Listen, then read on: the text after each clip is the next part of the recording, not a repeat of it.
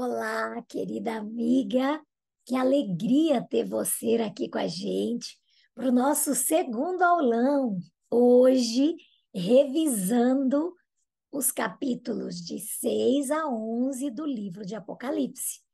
É interessante que, à medida que a gente vai lendo, vai entendendo, vai aprofundando o conhecimento no conteúdo apresentado pelo livro do Apocalipse, algumas cenas vão se desenhando na nossa mente e fica muito claro o cuidado de Deus com o seu povo ao longo da história.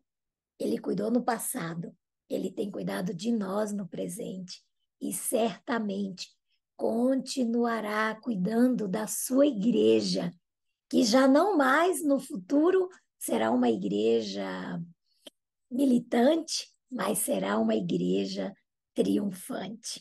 Parabéns por você estar nessa jornada de aprendizado, de crescimento, de conhecimento desse livro-chave para os dias que nós estamos vivendo, o livro do Apocalipse. E estamos recebendo, mais uma vez, o nosso professor e jornalista, Felipe Lemos. Ele vai fazer para a gente hoje um resumo. É muito conteúdo, não é? Mas ele vai trazer os pontos chaves, os pontos principais desses capítulos para que a gente possa ampliar o nosso conhecimento. Vou aproveitar e vou pedir para você, Felipe, quando começar, fazer também uma oração para que esse estudo seja dirigido e abençoado por Deus. Obrigada, minha amiga, mais uma vez, por estar com a gente, participando desse segundo concurso A Fã Boa de Bíblia. Mais do que um concurso, essa é uma grande oportunidade de aprofundar o nosso conhecimento e o nosso relacionamento com aquele que é o autor do Apocalipse. Que Deus te abençoe e que tenhamos momentos muito especiais de aprendizado, de aprofundar o nosso conhecimento na palavra de Deus. Meu abraço, meu carinho para cada uma de vocês. É com você agora, Felipe Lemos. Olá, tudo bem? Sejam muito bem-vindas a essa aula, a essa conversa sobre o livro do Apocalipse. A segunda aula sobre o livro do Apocalipse aqui dentro do nosso planejamento de aulas para esse concurso A Fã Boa de Bíblia. Que bom que vocês estão estudando a palavra de Deus, que bom que vocês estão se empenhando, se dedicando a compreender melhor o grande, profundo e inspirador livro de Apocalipse. Hoje eu vou tentar fazer um resumo dos capítulos 6 até 11 do livro de Apocalipse.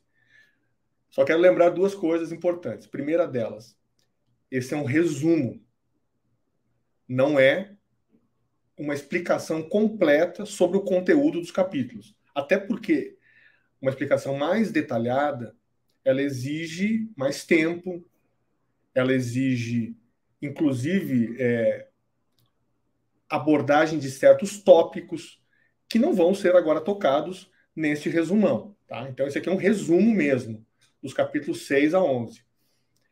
Então, se você desejar se aprofundar mais por meio de vídeos, eu sugiro materiais que explicam especificamente os capítulos, capítulo por capítulo. Por exemplo, em apocalipse.com eu tenho um curso avançado onde tem uma explicação capítulo por capítulo. Lá você tem mais detalhes.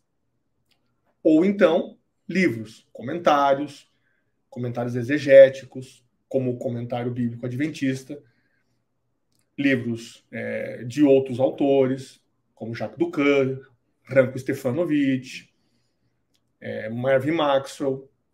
Enfim, você pode buscar outros materiais de apoio. E o segundo ponto, nós vamos trabalhar aqui com ideias gerais para que vocês compreendam do que se tratam os capítulos e vão entender que existe uma conexão entre todos os capítulos do Apocalipse. Eu já falei disso um pouco na primeira aula. O livro do Apocalipse não é um conjunto de ilhas fragmentadas, como se os capítulos fossem independentes uns dos outros. Pelo contrário, eles são interdependentes. Eles têm uma profunda conexão. Então, é com base nisso, nessa explicação, nessa realidade, ou nessa ideia, que nós vamos agora conversar um pouquinho sobre Apocalipse, capítulos 6 a 11. Vamos lá, então? Antes de começar, eu quero orar. E quero orar por cada uma de vocês, cada pessoa que está assistindo essa aula, para que seja ricamente abençoado, porque não se trata apenas de um estudo técnico da palavra, mas se trata de um estudo para crescermos espiritualmente. Mais do que um concurso, o objetivo aqui deve ser o crescimento espiritual. Vamos orar? Grande Deus, louvado seja o seu nome, por esse estudo, por essa oportunidade de abrir a sua palavra e de receber bênçãos do livro do Apocalipse para a nossa vida. Ajude cada pessoa que está assistindo, que seja totalmente guiada nesse estudo pelo Senhor. Em nome de Cristo, amém. Muito bem, vamos lá então. Eu vou usar eu vou usar bastante a Bíblia. Eu sugiro que você deixe a sua Bíblia aberta, ou se você estiver utilizando um dispositivo eletrônico, que você se conecte na Bíblia, num aplicativo de Bíblia, e fique de olho, então, em capítulo 6 em diante. Vamos começar pelo capítulo 6 do Apocalipse. O que é interessante entender sobre o capítulo 6? O capítulo ele abre com o conteúdo dos selos, que foi algo indicado no capítulo anterior, capítulo 5. No capítulo 5, se vocês lembraram, já estudaram, já fizeram provas sobre isso, no capítulo 5, o único digno de abrir o livro selado é o Cordeiro. Então, quando ele abre esse livro selado, aparece a mensagem. Que mensagem é essa? É a mensagem dos selos, do Apocalipse. Uma coisa está interligada à outra. Então, essa mensagem do livro selado, não, para muitos autores, é o conteúdo que nós vamos ver agora do capítulo 6, por exemplo, os selos. Não só do capítulo 6, muitos vão entender que é também o conteúdo das trombetas e que são outras partes do Apocalipse também. O que é importante entender? Os 4 primeiros selos fazem alusão à figura de cavalos com cores diferentes. São diferentes dos 3 últimos selos. São 7 selos. O 7, lembrando, é sempre um número que indica plenitude na Bíblia. Ah, mas por que você está dizendo isso? Porque o 7 não precisa ser entendido literalmente. Poderiam ser 12 selos, 15 selos, 3 selos, 2 selos, 5 selos, mas foram escolhidos 7 selos, assim como foram escolhidas 7 cartas das igrejas da Ásia Menor, 7 trombetas, 7 últimas pragas, indicando sempre que Deus está preocupado em mostrar que aquela mensagem é completa em si, é plena. Então é muito mais em cima disso, por conta da repetição do número ao longo da Bíblia. E principalmente aqui no caso do livro do Apocalipse.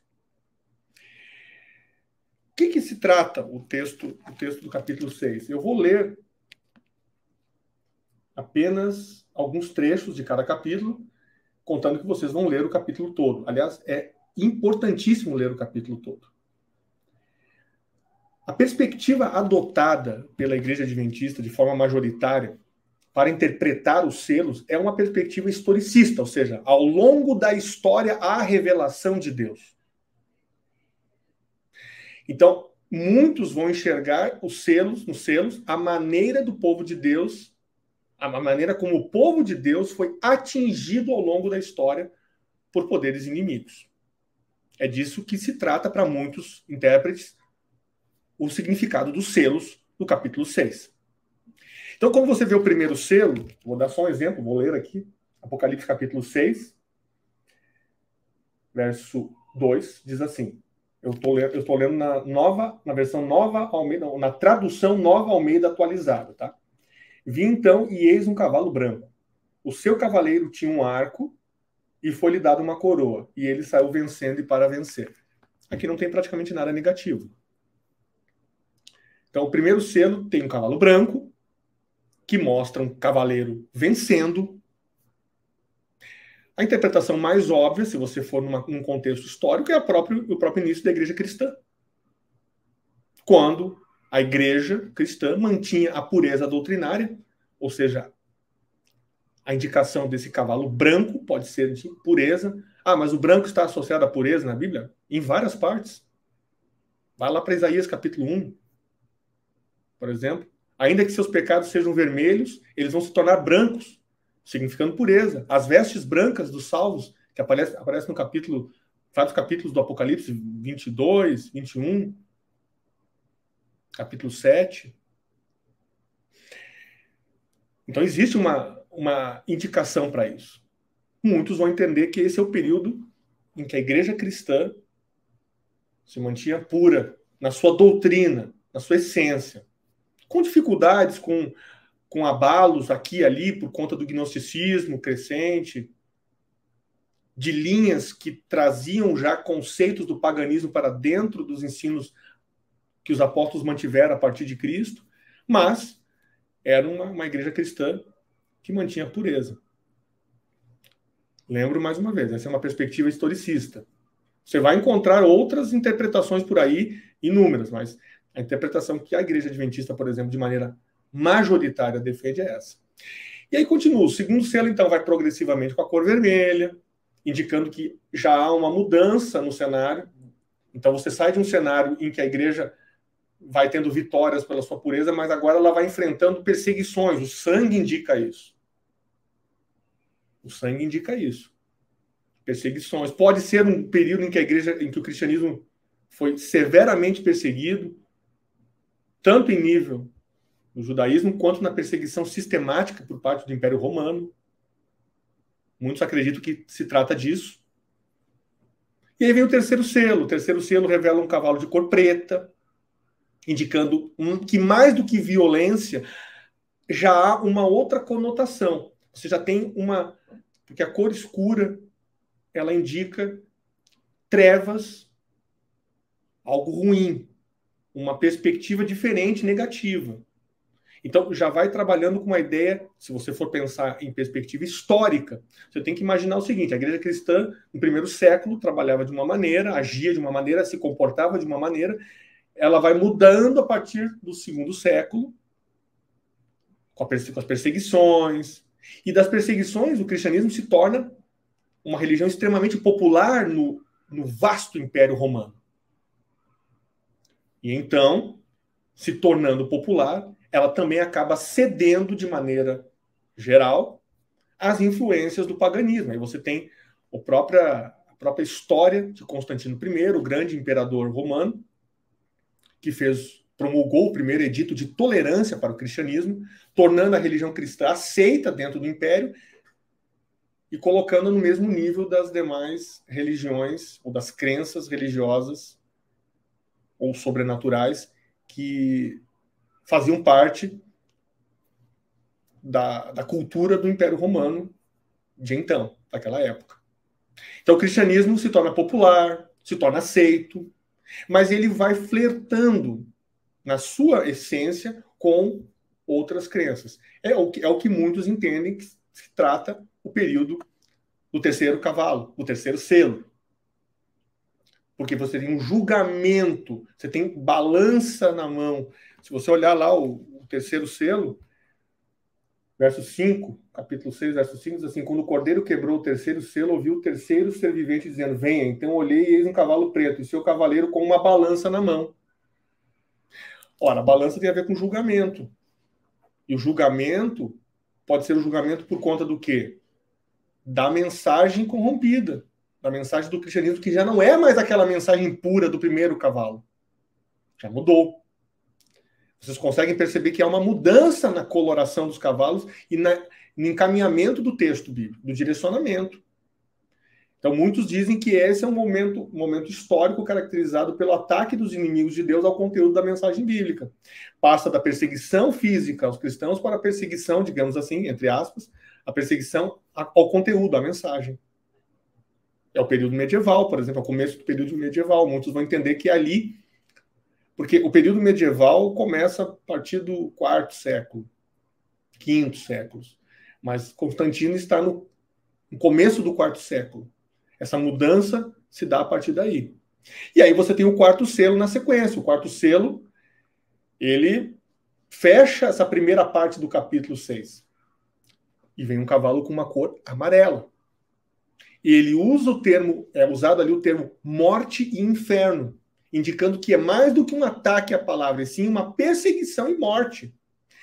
Para muitos é uma alusão aos cristãos perseguidos por conta da reação deles à mensagem já distorcida do cristianismo.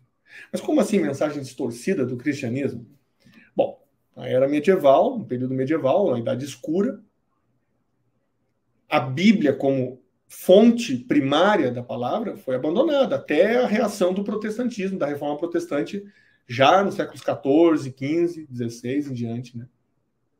Porém, até lá, até esse momento, a Bíblia não era a regra de fé, mas sim a tradição religiosa do cristianismo vigente, do cristianismo predominante, hegemônico, aquele cristianismo que dominava tudo. Principalmente nós estamos falando da Europa antiga, né? Que é o lugar onde isso era mais forte e caracterizado. Então, para muitos, o quarto selo fala desse período de morte, de inferno, por isso a cor do cavalo amarela, que é algo que dá uma ideia de uma mensagem já deteriorada. Mais do que obscurecer a palavra, a mensagem está deteriorada. Essa é a interpretação historicista para os 4 primeiros selos. Quinto e sexto selos, no capítulo 6, eles mostram uma mudança de cenário. Ao invés de cavalos com mensagens, você tem o quinto selo, por exemplo, que fala do clamor do povo fiel à palavra de Deus, pedindo um julgamento a uma ação divina. Aqui eles estão pedindo não um julgamento como foi falado no terceiro selo. Aqui eles estão pedindo uma vindicação divina, uma intervenção divina. E no sexto selo aparecem fenômenos na natureza indicando que como se fosse um grande aviso divino de que a partir daquele momento se vive um tempo diferente, tempo do fim.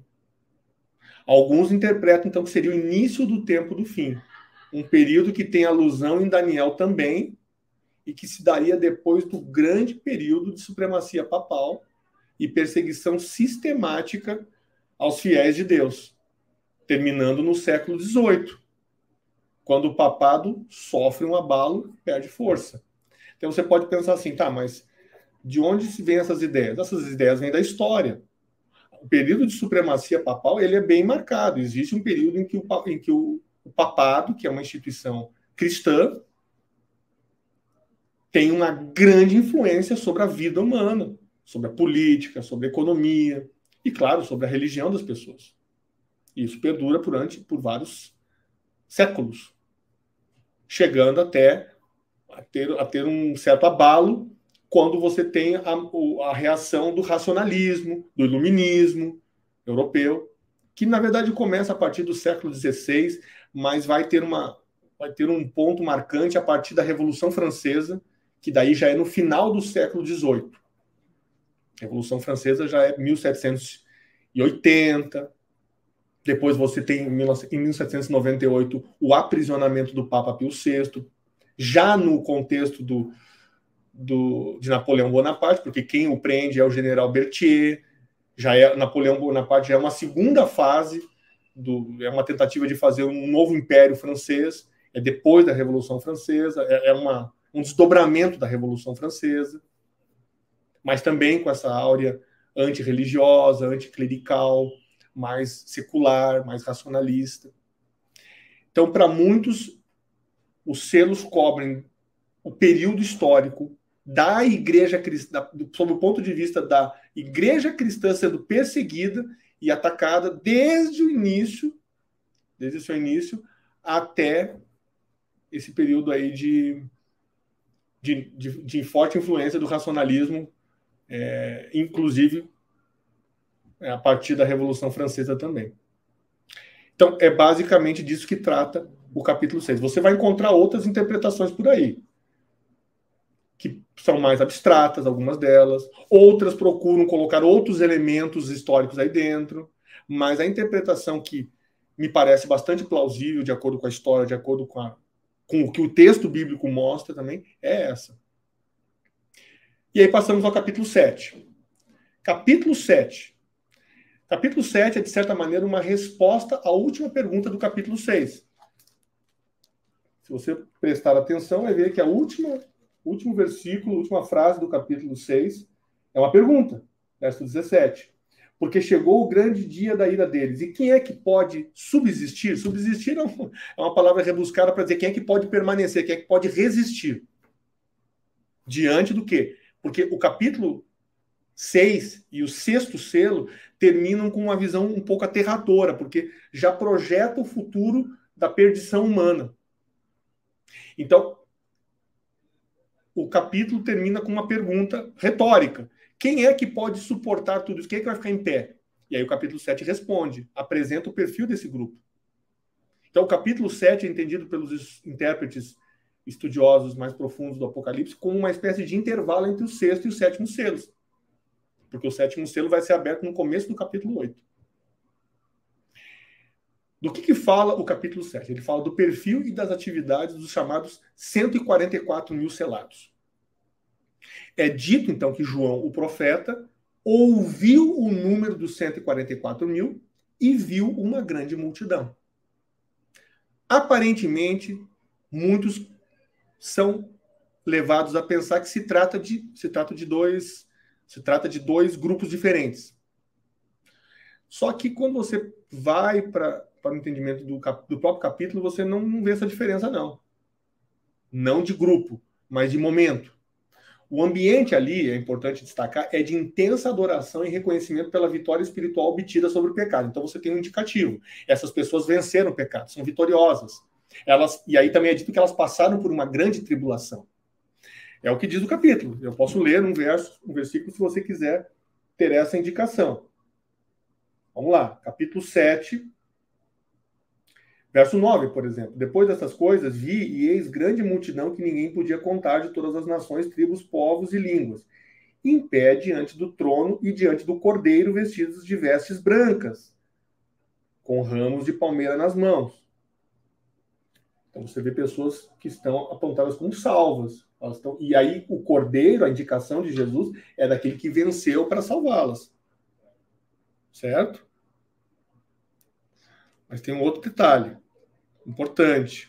Se você for comparar com a primeira descrição dos 144 mil, você vai ver outra coisa interessante.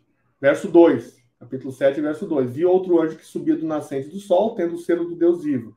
Ele gritou com voz bem forte aos 4 anjos, aqueles que tinham recebido poder para causar dano à terra e ao mar, dizendo: não danifiquem nem a terra, nem o mar, nem as árvores, até marcarmos com o selo a testa dos servos do nosso Deus. Ora, esse grupo, que no começo do capítulo é chamado de 144 mil selados, como o próprio nome diz, eles são selados. O selamento de Deus é um atestado de propriedade de Deus, de reconhecimento, ou seja, eles pertencem a Deus. Eles não são do inimigo, eles são de Deus. Isso está bem claro no texto. A grande multidão aparece caracterizada por pessoas que venceram pelo sangue do Cordeiro, ou seja, foram vitoriosas em termos de salvação. Então você já tem uma clara evidência de que se trata de 2 grupos de salvos. Ou são todos grupos de salvos. E não 2 grupos diferentes. Mas são todos salvos. O que muitos entendem é que os 144 mil ainda atravessam uma grande tribulação final. E a grande multidão representa esse mesmo grupo, só que já no estágio de glorificação. Então a cena mostrada sobre eles é de vitória final, muito semelhante ao que nós vemos nos 2 últimos capítulos do livro. É uma boa hipótese do que se trata o capítulo 7, visão dos salvos glorificados, em 2 momentos. Aí vamos para o capítulo 8. Esse capítulo tem 2 partes. A menção ao 7º selo, lembra que os selos não fecharam lá no capítulo 6, tem o 7º que ficou no começo do capítulo 8. E tem a descrição das 4 primeiras trombetas. Novamente tem um padrão delas, diferente da 5ª e 6ª trombetas. A mesma coisa dos selos. Os 4 selos têm um padrão, as 4 trombetas têm um padrão. O quinto e sexto selo são diferentes, a quinta e sexta trombeta são diferentes. E o sétimo selo e a sétima trombeta são bem diferentes. A imagem que abre o capítulo 8 é de um silêncio no céu de quase 1 hora, ou de quase meia hora, desculpe. É difícil, apenas pelo texto, determinar se é um período profético ou se é uma expressão que pode indicar o silêncio no céu por conta da ausência de Jesus, que estaria deixando esse local para vir à Terra, concluído o processo de eliminação do pecado com a sua volta. Por que você pode considerar plausível essa hipótese? Porque o verso 1 diz assim, quando o Cordeiro quebrou o sétimo selo, então veja só, o Cordeiro quebrou o sétimo selo. Está retomando a ideia de que Jesus é que abre a revelação. Houve silêncio no céu durante quase meia hora. E aí o verso 2 diz assim, então viu 7 anjos que estão em pé diante de Deus e lhe foram dadas 7 trombetas. Aí já passou para a descrição das trombetas. Mas o versículo 1 fala do silêncio no céu. Como se Jesus pudesse estar saindo de lá. Por que você pode imaginar? Bom, pela própria perspectiva historicista. Se o sexto selo vai tratar dos eventos mais modernos da vida humana, ou seja, ele começa lá no século XVIII e vai seguir, em algum momento você vai ter o fechamento com a volta de Jesus. E esse fechamento, muito bem, pode ser o sétimo selo. Então, o sétimo selo pode fazer uma grande alusão à volta de Jesus, sim. É plenamente possível. Só que não tem uma data marcada para isso acontecer, não tem um período profético específico para cumprimento desse fato que é descrito no capítulo 8, verso 1. O fato é que a introdução às trombetas é caracterizada no ambiente do santuário. Isso é outra coisa importante você saber. Existem vários capítulos do Apocalipse que começam com uma cena introdutória de santuário. E não é à toa que isso acontece. Isso tem um propósito didático bem claro, bem evidente. É para que você entenda que o propósito dessa mensagem é realmente salvar. Que o ambiente de salvação, porque o ambiente do santuário é um ambiente didaticamente preparado para explicar a salvação. Então, não é à toa que esse ambiente é apresentado na introdução de vários capítulos, onde depois podem até ter mensagens mais contundentes, mais, digamos assim, negativas, vamos colocar entre aspas, mas a cena introdutória é do santuário, dizendo, declarando, reafirmando, isso aqui faz parte de um processo de salvação. É isso que indicam as cenas introdutórias de santuário em vários capítulos, como, por exemplo, no capítulo 8. Passou o versículo 1, a cena introdutória já vai aparecer. E aí ela aparece com um incensário de ouro associado às orações dos santos. Se você não está lembrado, basta ler o verso 3, capítulo 8, verso 3. Veio outro anjo e ficou em pé junto ao altar. Com um incensário de ouro, ele foi dado muito incenso para oferecê-lo com as orações de todos os santos sobre o altar de ouro que está diante do trono. Você tem o trono de Deus, orações dos santos, intercessão. Então você tem uma cena que diz, Deus está ainda te dando chance, porque tem uma intercessão acontecendo por você. Nós sabemos pelos capítulos 4 e 5, e também por Hebreus, que quem faz esse trabalho intercessório no céu é Jesus. Hebreus capítulos 7, 8, 9, por exemplo, deixam muito claro isso. E os capítulos 4 e 5 de Apocalipse também. Falam da entronização de Jesus. Ele foi entronizado para quê? Não é para ficar parado. Ele tem um processo de... Ele faz parte, ele comanda, ele lidera um processo de intercessão. As trombetas, portanto, são apresentadas num contexto ainda de intercessão. Então, elas têm uma diferença, claro, em relação aos selos. Embora todos os historicistas, os intérpretes historicistas, entendam que se trata de ação divina ao longo da história. Porém, o fato de estarmos falando de trombetas nos remete ao significado dessa festa das trombetas, das próprias trombetas. As trombetas sempre estiveram associadas à advertência. A festa das trombetas, que acontecia 10 dias antes do Yom Kippur, ou dia da expiação, era uma festa de aviso. Aviso do quê? Do julgamento que viria. Ah, mas o Yom Kippur, dia da expiação, é dia de juízo? É dia de juízo. Era dia de juízo. Era considerado um dia de aflição das almas, de acerto de contas. Por quê? Porque nesse dia havia uma vamos dizer assim, uma representação no santuário da eliminação do pecado completo, da eliminação completa do pecado. Então, por isso que era um dia de juízo. Juízo não é perdição, não é sinônimo de perdição. Juízo é sinônimo de decisão, de desfecho, de separação de grupos. É muito mais do que tem a ver com a palavra juízo do que destruição, do que eliminação, do que perdição. Então, a festa das trombetas, e portanto as trombetas, indicam uma espécie de juízo, de pré-juízo, de juízo prévio, de um juízo que vem antes do juízo da eliminação completa do mal. Por isso que muitos compreendem que as trombetas não são iguais às pragas, porque as pragas pressupõem a decisão final tomada por todos os seres humanos. Por quê? Porque quando nós chegarmos no estudo dos capítulos 15 e 16, nós vamos falar um pouco mais sobre isso. Porém, eu posso antecipar que no capítulo 15, na introdução do capítulo 15, a intercessão para de acontecer. É exatamente o contrário do que você tem na introdução do capítulo 8. Aqui a intercessão está acontecendo. Não existe nenhuma indicação no texto bíblico de que a intercessão acabou. Pelo contrário, ela está vigente. Se ela está vigente, existe chance para arrependimento. Tanto é que na própria descrição das trombetas, em dado momento, tem uma menção a arrependimento. Como seria possível se isso fosse uma praga? A praga cai sobre aquele que já está perdido, que não pode mais se arrepender. Essa é uma diferença básica. Então, a diferença, voltando ali à diferença entre as trombetas e os selos, é que as trombetas, se os selos foram a forma como o povo de Deus foi atingido, aqui nas trombetas seria o inverso. Os inimigos do povo de Deus seriam atingidos. É uma outra perspectiva do mesmo período histórico. É o que os historicistas acreditam. Tem um elemento da terça parte. Aparece bastante terça parte nas trombetas. A terça parte é um elemento que está presente nas 4 primeiras trombetas. Há uma indicação no comentário bíblico adventista de que pode se tratar de uma parte substancial, mas não a maioria. Ou seja, esses juízos seriam parciais, porque os definitivos ou totais ainda estariam por vir no curso da história. As pragas e a eliminação final que é descrita no Apocalipse capítulo 20. Mas o período das trombetas é compreendido como o mesmo dos selos. E não que sejam o mesmo período das pragas, pois a intercessão ainda ocorre, que eu acabei de falar. Beleza? Esse é o capítulo 8. 4 primeiras trombetas. Ah, mas tem outros elementos. Bom, tem outras coisas que a gente poderia falar de cada uma das trombetas, mas aí eu volto a dizer lembrá-las e lembrá-los.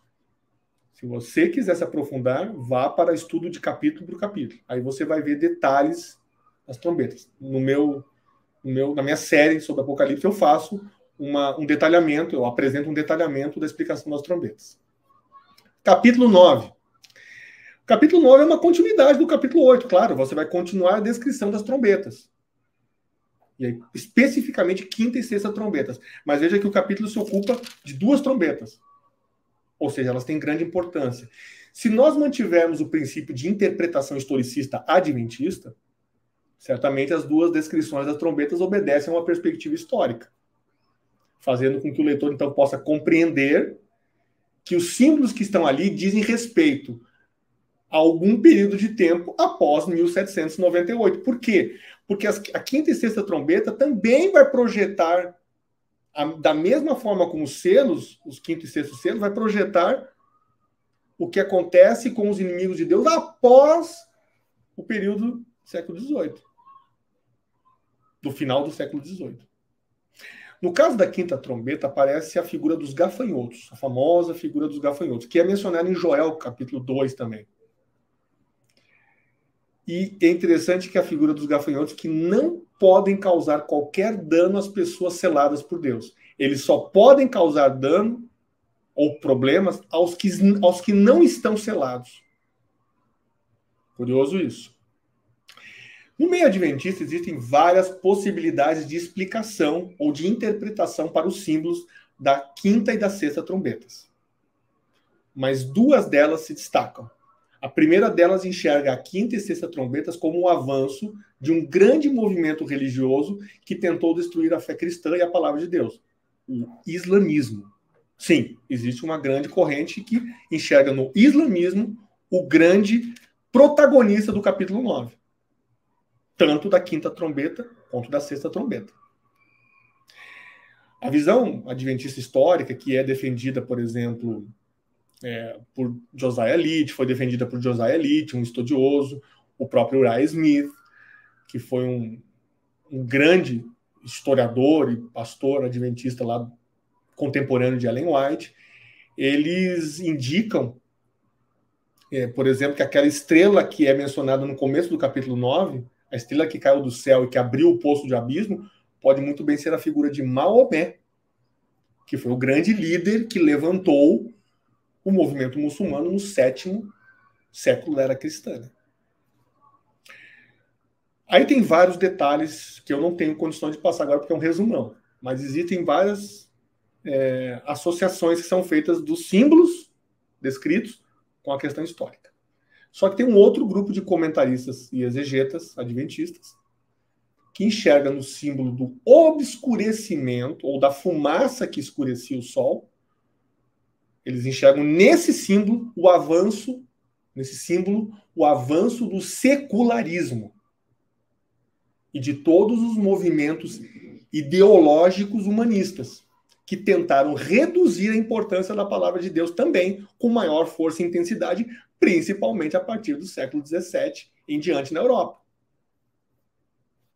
É o que eu mencionei anteriormente, racionalismo, iluminismo. O tema é bem profundo, eu estou fazendo aqui uma simplificação absurda. Se você quiser se aprofundar nisso, você vai ter que ler mais, e eu sugiro olhar um pouquinho também das aulas que eu fiz sobre os capítulos 8 e 9 do Apocalipse em apocalipse.com/curso avançado do Apocalipse. Tá bom? Esse é um resumo bem resumido do capítulo 9. E aí temos mais 2 capítulos sobre os quais conversar agora, capítulos 10 e 11. O capítulo 10, ele marca mais um intervalo, desta vez entre a sexta e sétima trombetas. Só que agora, a cena introdutória mostra um anjo forte com um livrinho aberto, cuja mensagem deveria ser comida ou totalmente assimilada pelo profeta. O gosto dessa alimentação seria doce na boca, mas seria amarga no estômago. Então o gosto seria doce, mas amargo no estômago, né?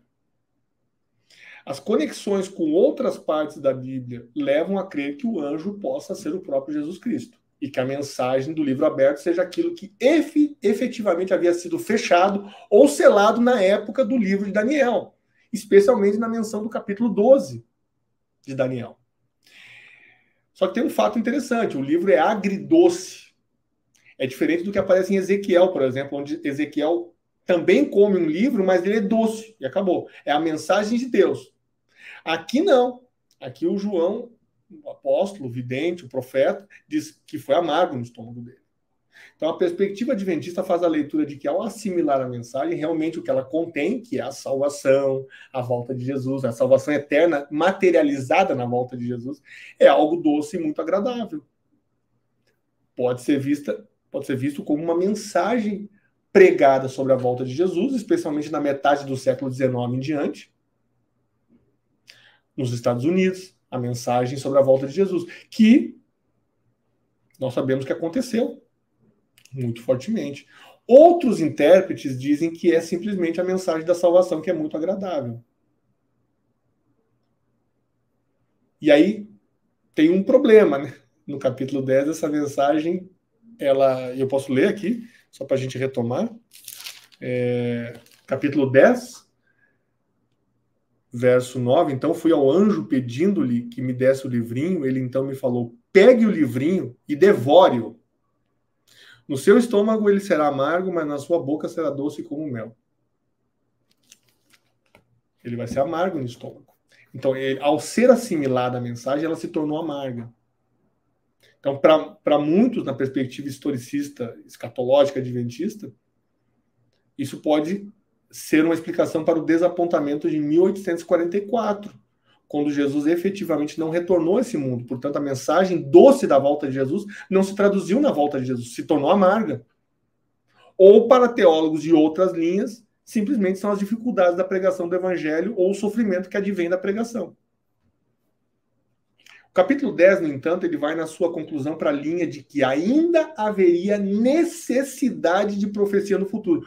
Por isso que muitos adventistas entendem que o capítulo 10 está falando, sim, nessa mensagem do livrinho, do desapontamento, porque a pregação deveria continuar após 1844 e não acabar, porque Jesus não voltaria realmente nessa data.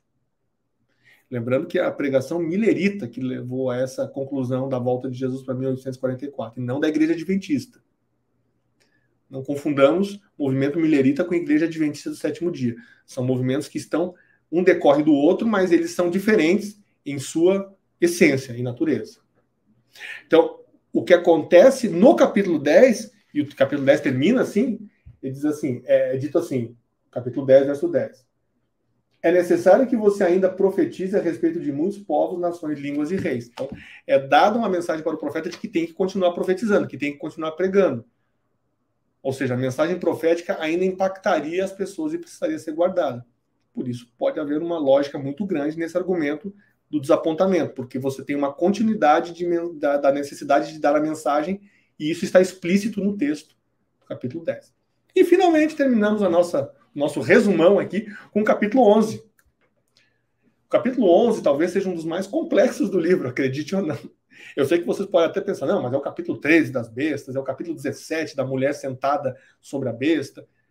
Eu considero o capítulo 11 um dos mais difíceis. Ele é uma continuidade do capítulo 10 e ele é dividido em 3 partes. Ele tem a primeira parte, que são os 2 primeiros versículos, que falam da enigmática medição do templo. Depois vem a parte que trata das 2 testemunhas e da besta do abismo.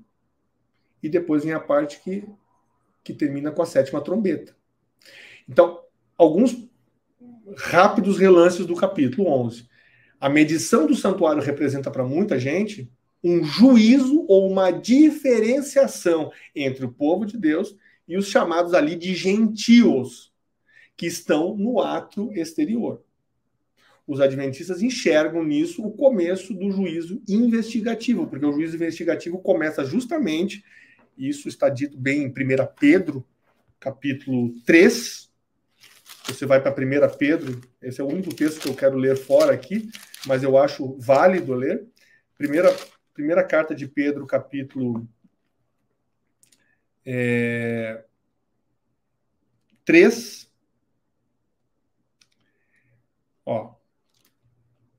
Desculpe, capítulo 3 não, capítulo 4.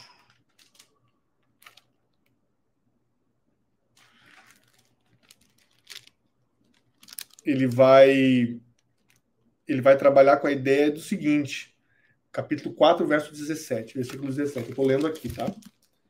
Porque chegou o tempo de começar o juízo pela casa de Deus. E se começa por nós, qual será o fim daqueles que não obedecem ao evangelho de Deus? Veja que Pedro corrobora com a ideia de que o juízo começa pelo povo de Deus. E é isso que aparece explicitamente no começo do capítulo 11 de Apocalipse também. Você tem uma diferenciação. Os gentios estão no átrio exterior, mas os salvos estão num compartimento interno do santuário. É como se fosse um juízo, uma diferenciação. É isso que pode significar esse ato de medir o santuário. E também tem um período profético, né, de 42 meses. Se você for aplicar o princípio dia a ano, você vai chegar a 1.260 dias ou 1.260 anos, em que as 2 testemunhas que aparecem nessa história profetizariam com pesar e contrição. Não há um consenso entre os estudiosos de teologia total, mas uma boa parte considera fortemente que essas 2 testemunhas sejam a Bíblia, o Antigo e o Novo Testamentos, porque a Bíblia enfrentou dificuldades muito grandes para testemunhar durante o período de supremacia papal, na era medieval, e depois no período da Revolução Francesa também, com a crescente onda de secularismo, de iluminismo, de racionalismo também. E para muitos, então, o aparecimento dessa besta do abismo nada mais seria do que esse movimento secular materializado na Revolução Francesa, mas não só a Revolução Francesa. E aí, nessa linha da Bíblia representar as duas testemunhas, os desdobramentos ocorrem no contexto do capítulo 11 em um período de 1260 anos. Ou seja, você tem primeiro esse período em que ela teve dificuldades, porque foi perseguida, e depois ela vai ter o aparecimento da besta do abismo, que vai, de certa maneira, matar a Bíblia. Mas em que sentido mata? Mata os conceitos, abafa os conceitos, que aconteceu com a Revolução Francesa, que jogou fora toda a religiosidade e também jogou fora a importância da Bíblia e chegou a criar a ideia de uma divindade secular. Só que o texto do capítulo 11, no versículo 11 em diante, fala de um reavivamento das testemunhas, o que pode ser entendido como um reavivamento da própria palavra de Deus. Isso, para muitos, pode ter acontecido a partir do final do século XVIII, na terra de novas oportunidades, que foi a América do Norte, com o crescimento e fortalecimento das sociedades bíblicas, da pregação sobre a volta de Jesus voltando a acontecer. E aí o texto do capítulo 11 termina com a sétima trombeta, que, de acordo com o relato, inaugura o reino eterno de Cristo e transporta o leitor para um ambiente celestial, indicando a volta de Jesus e a eliminação do mal. Em linhas gerais, é disso que tratam os capítulos 6 a 11 de Apocalipse. Esse é o contexto, essa é a base principal desses capítulos. Então, se vocês queriam um resumo, aí está um resumo desses capítulos, bem resumido. Se você quiser se aprofundar, existem outras maneiras para se aprofundar. Aqui é apenas um vislumbre inicial. Tá bom? Que Deus abençoe vocês bastante. E até a nossa próxima aula, e que vocês sejam bem-sucedidas, aquelas que vão fazer a prova, dos capítulos 6 a 11, que o Senhor continue ajudando vocês nesse estudo e principalmente no crescimento espiritual, porque esses capítulos todos têm uma coisa em comum. Eles trabalham com a perspectiva de Deus cuidando do seu povo ao longo da história. Se você não lembrar de mais nada, fique apenas com essa mensagem. Deus tem cuidado do seu povo ao longo da história. Que Deus nos abençoe ricamente.